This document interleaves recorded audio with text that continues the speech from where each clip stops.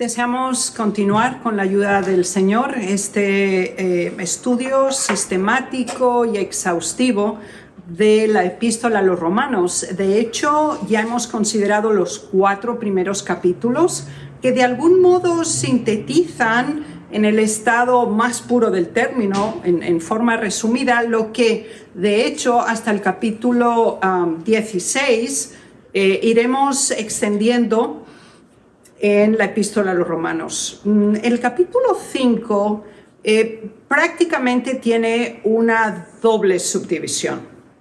Tenemos la primera parte del capítulo 5 está dedicado a los beneficios de la justificación por la fe. Y de hecho los van a encontrar agrupados en 7 beneficios fundamentales para la humanidad y para aquellos que han optado por asumir esta experiencia como una realidad tangible y un crecimiento espiritual significativo.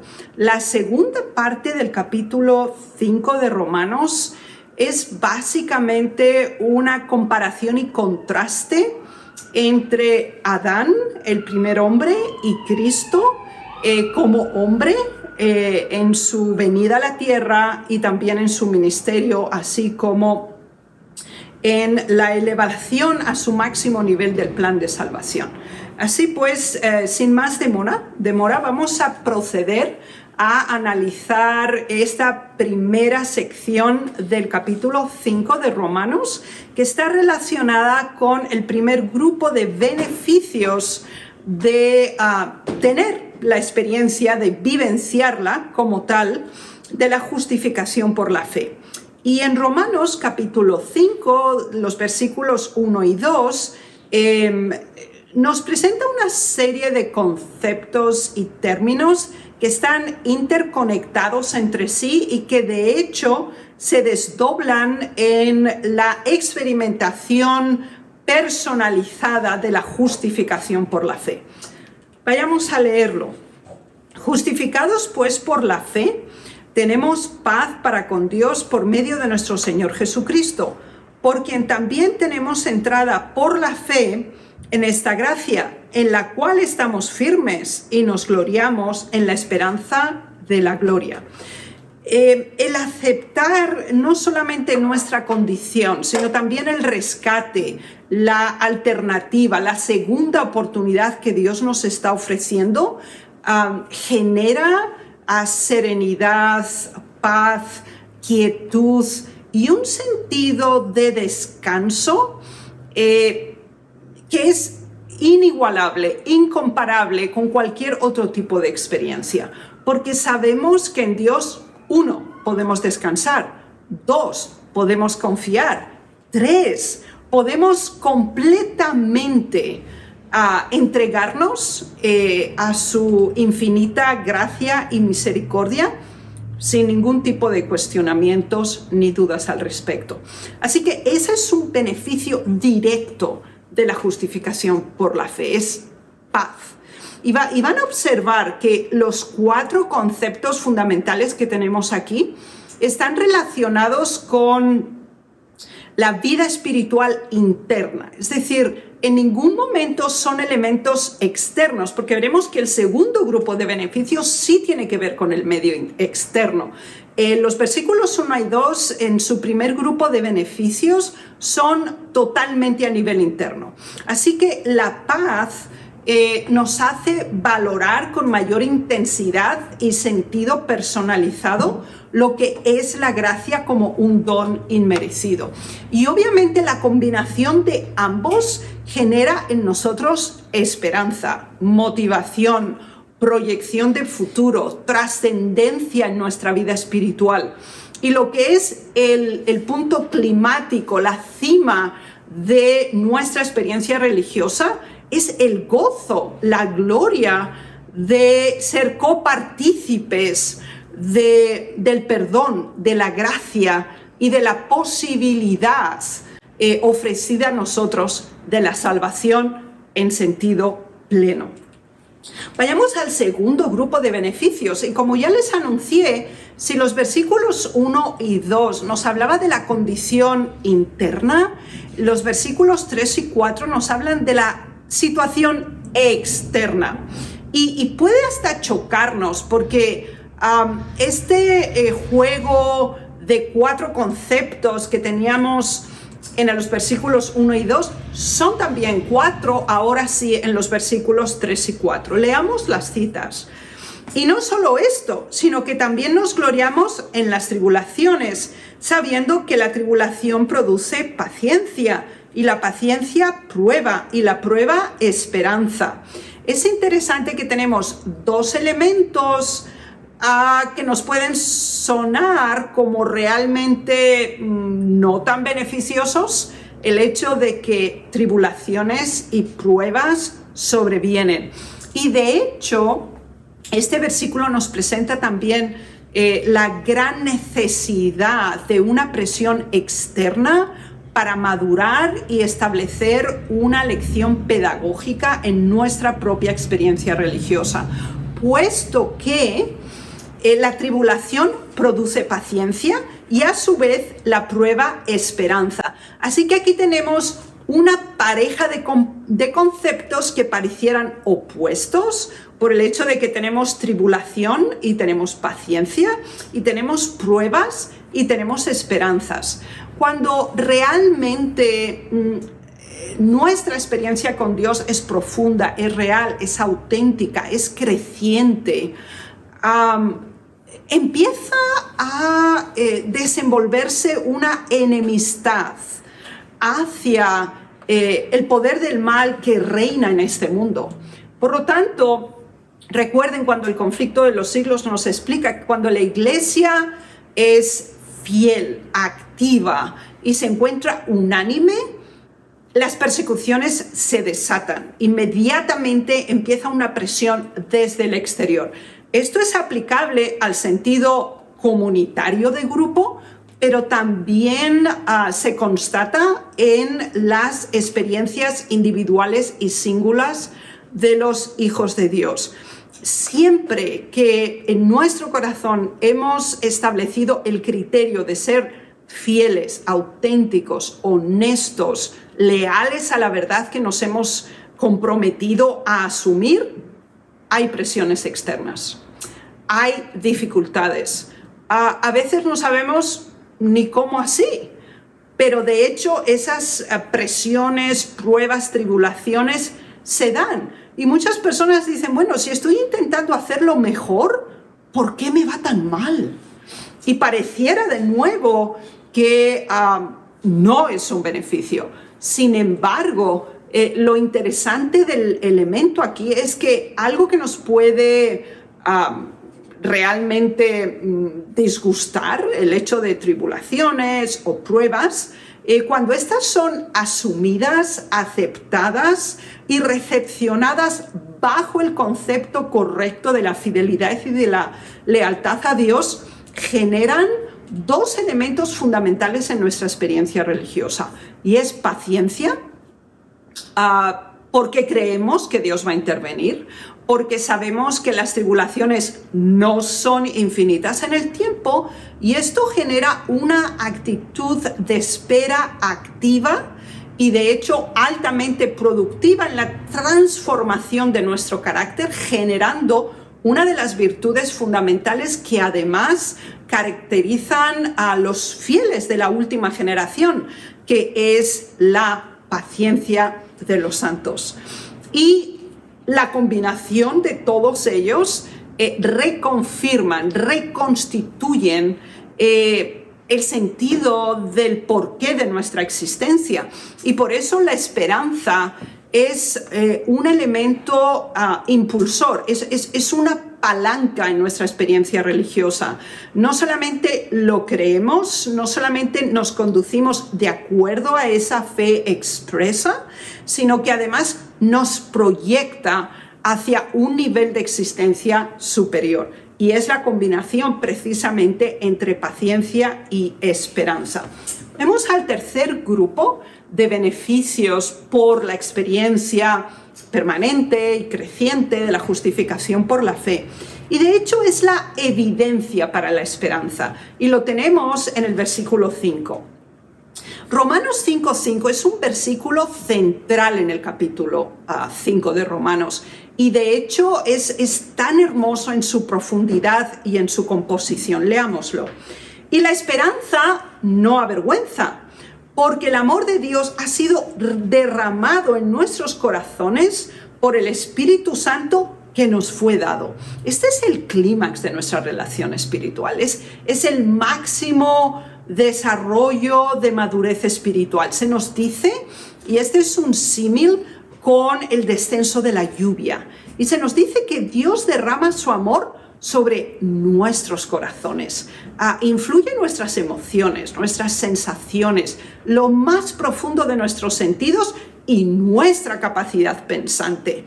Y ese es un amor transformador, regenerador e inspirador en nuestra vida religiosa, sobre todo porque la acción está a cargo del Espíritu Santo.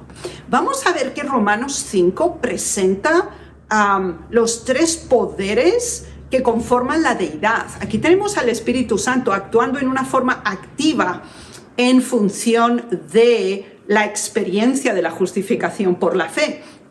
Y en los versículos 6 y 8 encontraremos en una forma completamente definida también al Padre y al Hijo.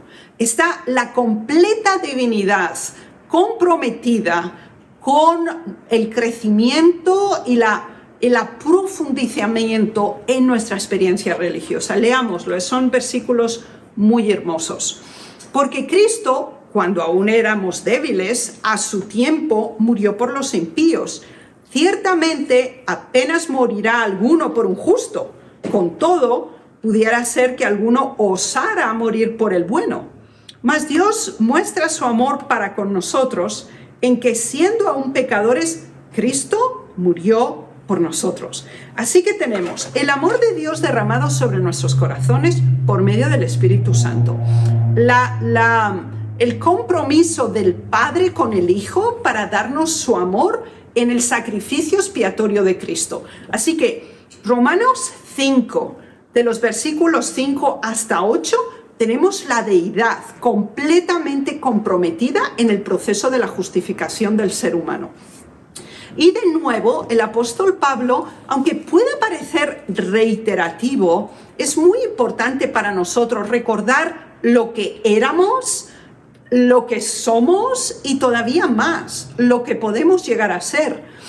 Es decir, no había nada en nosotros que promoviera o de alguna manera pudiera justificar el proceso de compromiso y entrega que la deidad completa dedicó a la humanidad, porque esto se da cuando nosotros éramos débiles, éramos impíos y éramos pecadores. Y aquí el apóstol Pablo dice, bueno, nadie muere por un justo, pero tendría más lógica ofrecer o entregar la propia vida por alguien que es bueno.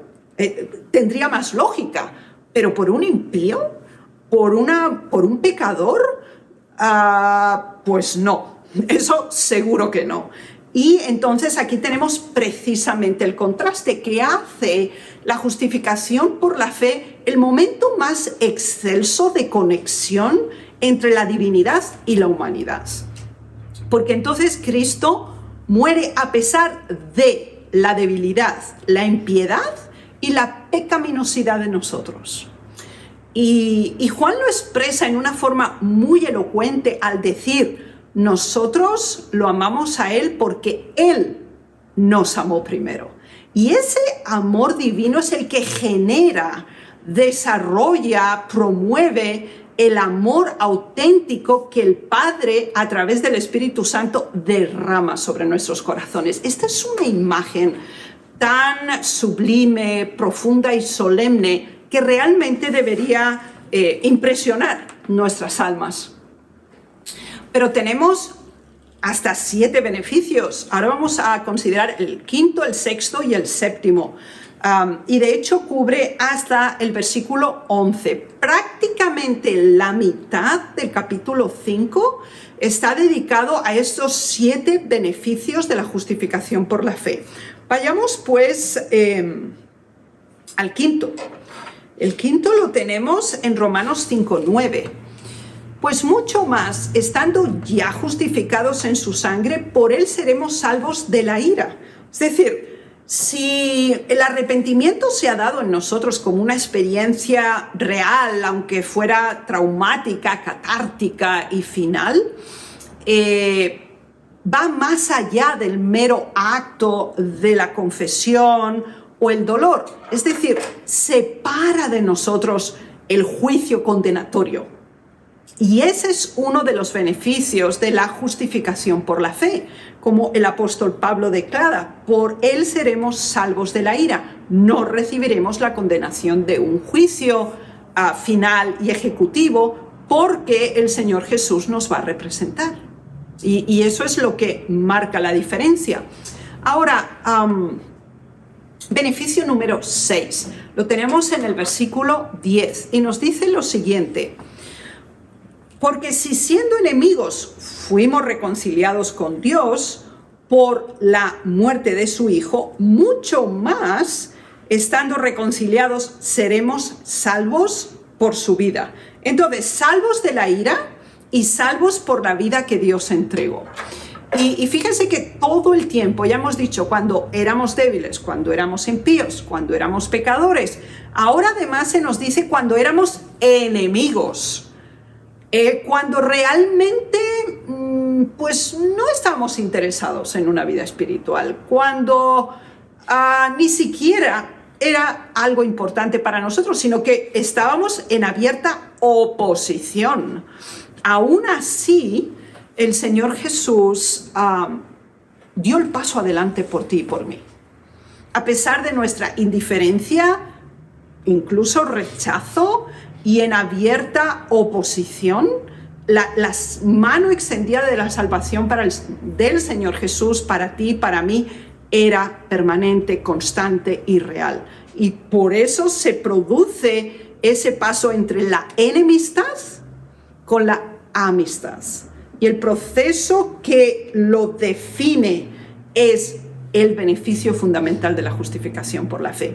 El aborrecimiento del pecado y la novedad de vida con Cristo es lo que genera ese punto y aparte entre enemistad y ahora amistad. Y eso genera una amistad que es definida como reconciliación, porque Dios siempre ha estado amistado con el ser humano, lo ha creado.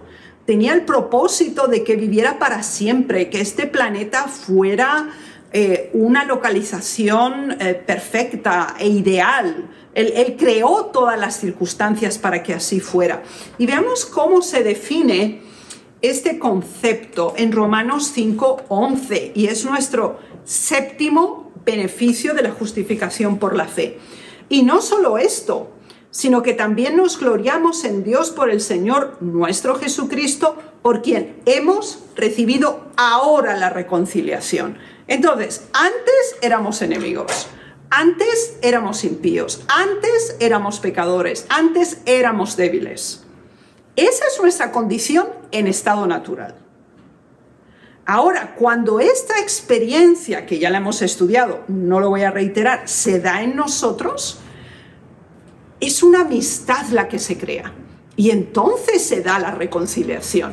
Entonces se produce ese caminar a la par. Ese deseo de mantener una relación profunda, auténtica, creciente y altamente satisfactoria con nuestro Señor Jesús como Salvador y Redentor nuestro. Bien, ahora pasamos a la segunda parte de Romanos capítulo 5, que ya les anuncié, y de hecho, desde el versículo 12 hasta el final de este capítulo, vamos a tratar con dos personajes que representan el Antiguo y el Nuevo Pacto. Representan el principio y el final de algo. y cierran un círculo significativo en cuanto a la historia y el destino de cada ser humano. Veámoslo sección por sección. En el versículo 12 de Romanos 5 se nos habla de la entrada y la propagación del pecado. Y todo el tiempo lo vamos a tener en comparación y contraste. Y tal como ustedes ven en la gráfica, lo he establecido en 2 colores diferentes para que realmente a nivel terminológico podamos diferenciarlo mucho mejor. El versículo 12 nos dice lo siguiente: por tanto, como el pecado entró en el mundo por un hombre y por el pecado la muerte, así la muerte pasó a todos los hombres por cuanto todos pecaron. El primer elemento que encontramos aquí es el contraste entre singular y plural. Es decir, todo ocurre por uno y se desdobla en muchos. Ese es un primer elemento diferencial. Siempre pasamos de la singularidad a la pluralidad. Además de eso, se nos habla de algo muy importante. Entonces dice, es un hombre en el mundo y como ese ser humano peca, lo que se introduce en el mundo es la muerte. Entonces, esa correlación.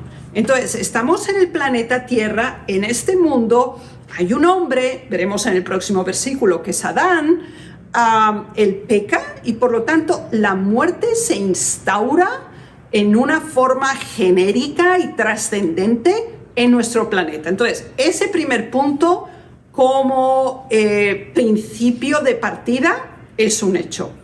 Ahora vamos a los muchos. Entonces se nos dice que entonces la muerte es lo que pasó a todos. ¿Por qué? Porque todos pecaron. Este es algo muy importante que nosotros tenemos que entender. Entonces, hay que seguir la correlación del orden conceptual en este versículo, porque si no podemos llegar a conclusiones completamente equivocadas. Por ejemplo, uno de los principios básicos de la doctrina católica romana es el pecado original. Entonces, no heredamos solo la muerte, sino también el pecado de Adán. Este es imputado, está adherido a nuestra existencia. No el pecado como esencia, sino el pecado como acción perpetrada por Adán. Esto no está escrito en este versículo. Eso es un acto interpretativo, no es un acto textual, porque aquí se nos dice que lo que sí heredó la humanidad es la muerte. Y aún así hay excepciones, porque Enoc, que es el séptimo, de acuerdo a las generaciones de Adán, él no vio la muerte.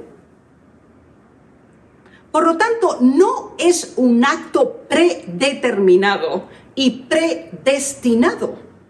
Es el principio genérico, pero no es impositivo. Y no solo tenemos el caso de Enoc, también tenemos el caso de Elías. Él tampoco pasó por la muerte, pero el de Enoc nos cuadra mejor en este contexto porque no está en una distancia de varios cientos de años, miles de hecho, en relación a Enoc, que está mucho más cercano, 7 generaciones.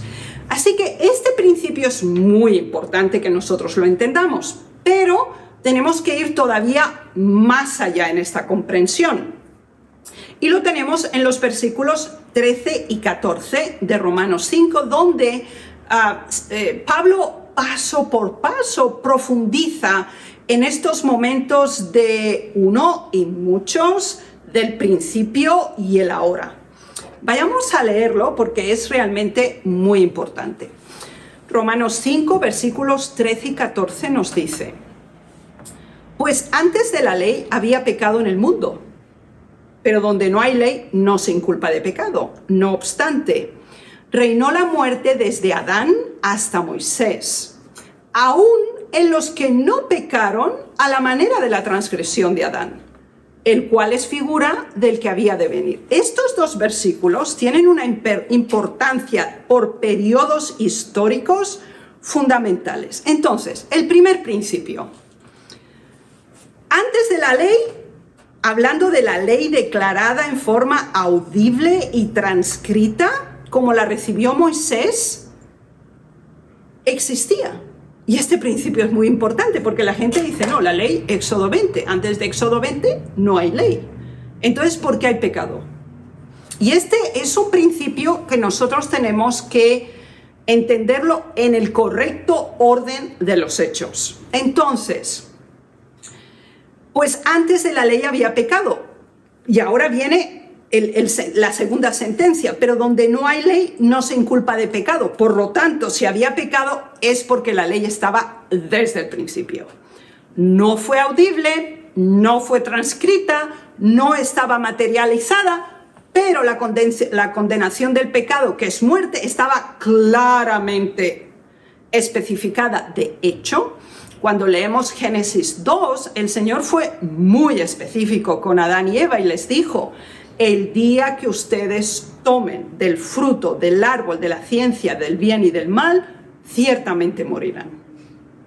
Entonces, esa no fue una reflexión posterior o una explicación después de los hechos, sino muchísimo antes de que los hechos se consumaran. Por lo tanto, lo primero que el apóstol Pablo intenta por inspiración explicarnos aquí es que si no hubiera ley, no hubiera sido un pecado. Y la ley ya existía porque decía, no lo harás, no tomarás del fruto. Era un acto de desobediencia deliberada y premeditada. Y si ustedes analizan Génesis capítulo 3, ahí encuentran la transgresión de los 10 mandamientos a la letra, como están descritos en Éxodo 20. Y les desafío que lo hagan.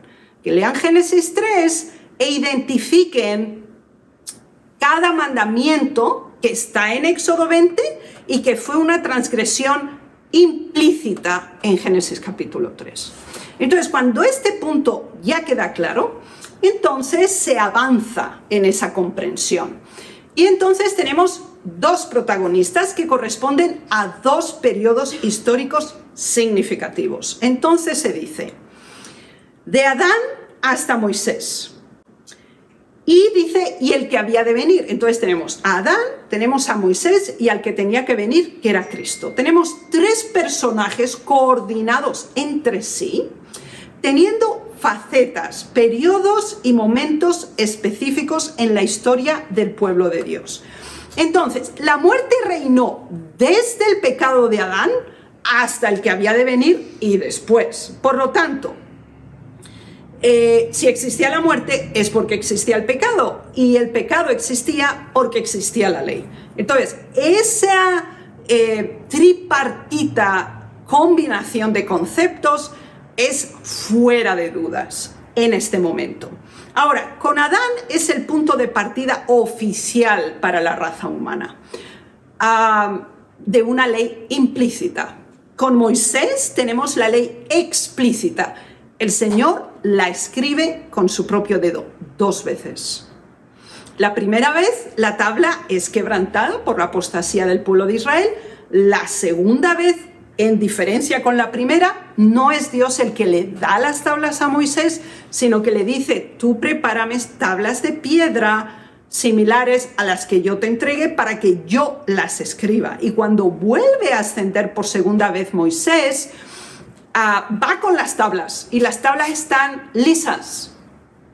La segunda vez él tiene que proveer las tablas y ahora sí el Señor las escribe, y esas quedaron dentro del arca del pacto en el lugar santísimo cuando éste se construyó. Y después tenemos el otro periodo, que es el de Cristo.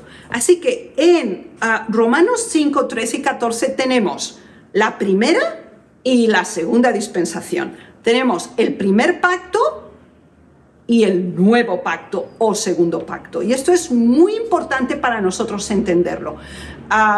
En Romanos se nos hace una sucesión sistemática del desarrollo del plan de salvación, no solo de acuerdo a la realidad inherente del ser humano, partiendo desde Adán, sino también cómo el Señor interviene, suplementa, coordina, aumenta, favorece el acercamiento a la humanidad. Y lo hace en una forma muy explícita, basado en la primera y la segunda dispensación. En este momento, el apóstol Pablo presenta dos conceptos que, aunque son complementarios, son adversos entre sí. Y es la transgresión y la gracia. Son complementarios, pero al mismo tiempo tienen diferente origen y desarrollo. Leámoslo. Y vamos a seguir teniendo esas dos líneas de comparación paralela. Romanos 5, versículos 15 hasta el 17. Pero el don no fue como la transgresión, porque por si la transgresión de aquel uno murieron los muchos, abundaron mucho más para los muchos la gracia y el don de Dios por la gracia de un hombre, Jesucristo. Y con el don no sucede como en el caso de aquel uno que pecó, porque ciertamente el juicio vino a causa de un solo pecado, para condenación, pero el don vino a causa de muchas transgresiones para justificación. Pues si por la transgresión de uno solo reinó la muerte, mucho más reinarán en vida por uno solo, Jesucristo, los que reciben la abundancia de la gracia y el don de la justicia.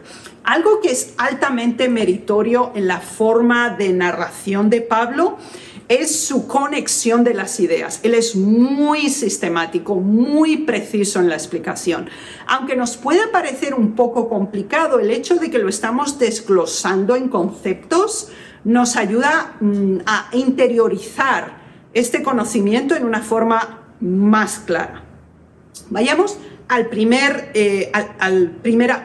parte de nuestro diagrama. Entonces, la transgresión fue de uno. Entonces es Adán. El juicio fue para condenación. Y a partir de ese momento, los seres humanos por principio heredan la muerte. Eso ya lo tenemos claro. Pero ¿qué ocurre? Si la transgresión fue por uno, la vida, la segunda oportunidad, viene dada también por uno. Todo es en singular. Y ese es Jesucristo, como nos dice. En lugar del juicio es justicia.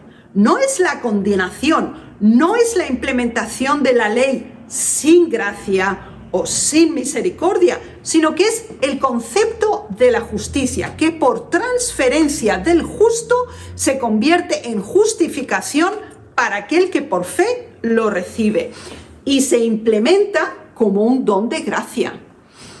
Y ahora, si por la transgresión de uno vino la muerte a muchos, por esa vida de uno viene la vida a muchos.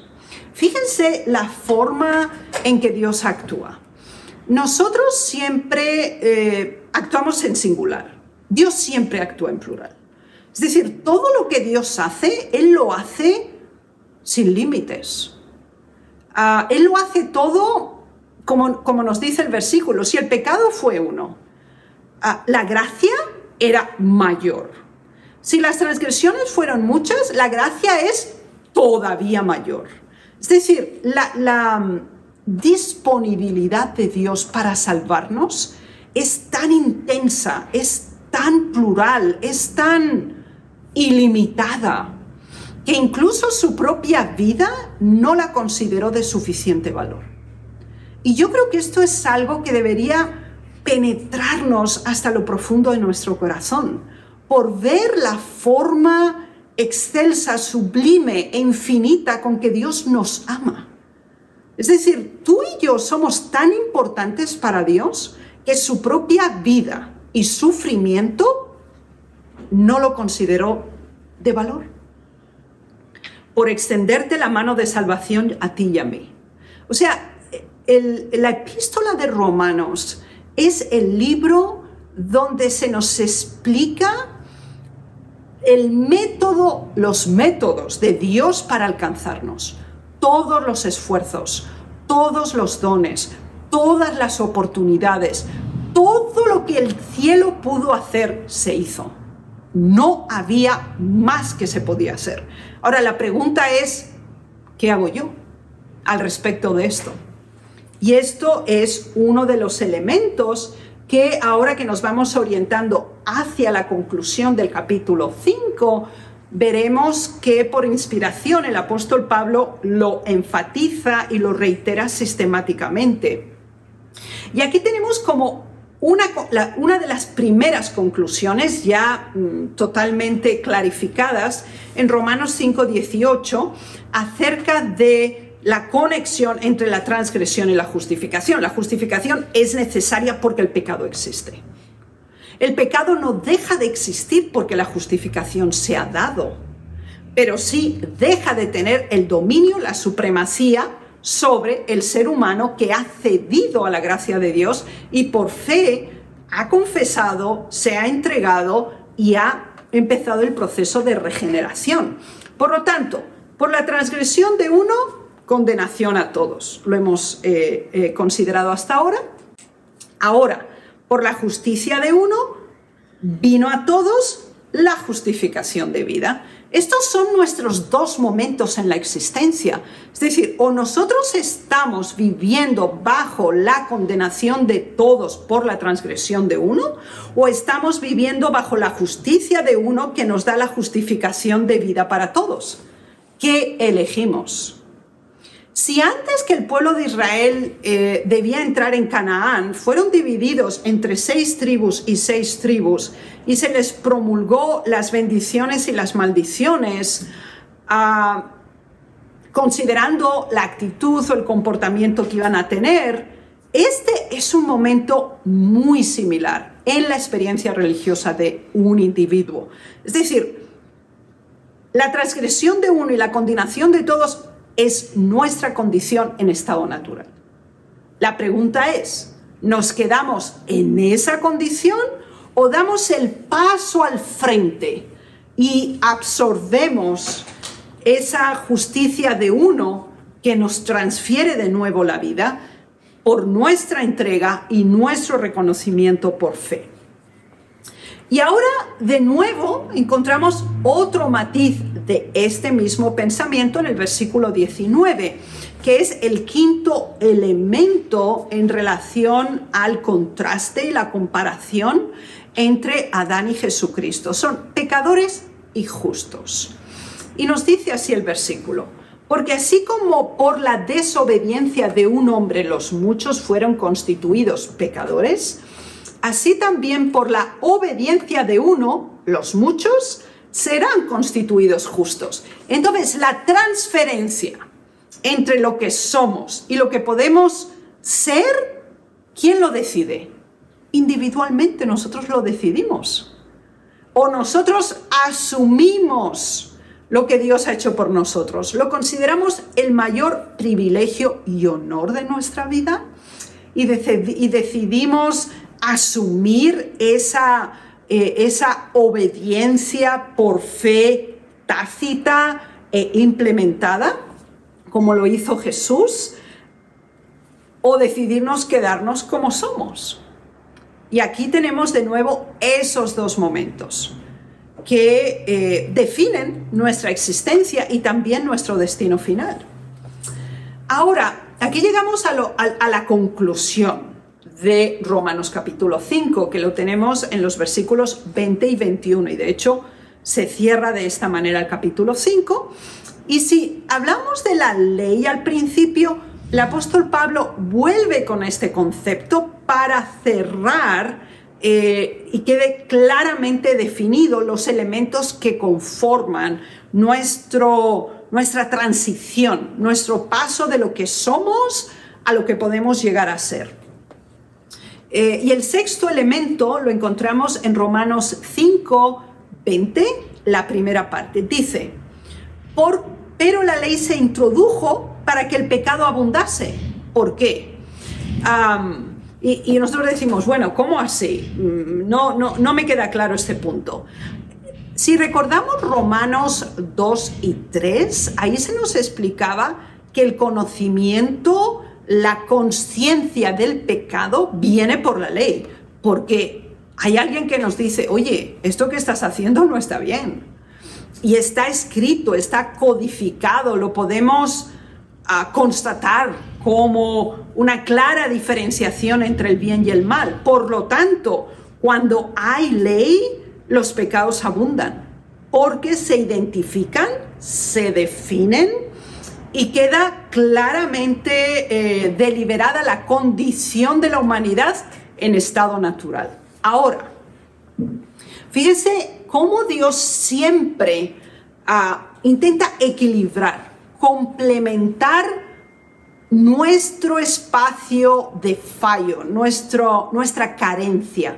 Y entonces lo tenemos en la segunda parte del versículo 20. Dice, mas cuando el pecado abundó, sobreabundó la gracia, para que así como el pecado reinó para muerte, así también la gracia reine por la justicia para vida eterna mediante Jesucristo Señor nuestro. Y ahí vamos a la segunda parte del versículo 20 y el pensamiento final del versículo 21. Así que, por la ley se conoce que es pecado.